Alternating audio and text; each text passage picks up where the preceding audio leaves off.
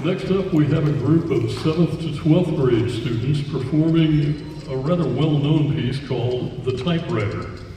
Now, for those of you born after, say, 1990, a typewriter is a machine with keys which is struck with the fingers to produce letters and symbols one at a time by impressing them through a pigmented ribbon onto paper inserted around a roller.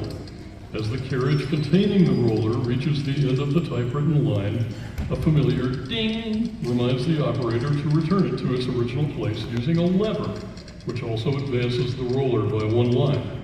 Got that? Good. Next lesson will be on cursive writing, followed by driving stick shift. Leroy Anderson, the renowned composer of Sleigh Ride, composed the Typewriter for orchestra and Typewriter. Concert ads listed the solo instrument as a Baldway, a twist on the popular piano brand Baldwin. Steven Tyler, lead singer for the rock group Aerosmith, along with Seiji Ozawa, conductor of the Boston Symphony Orchestra, are examples of the extremely diverse group of soloists who have performed the Typewriter.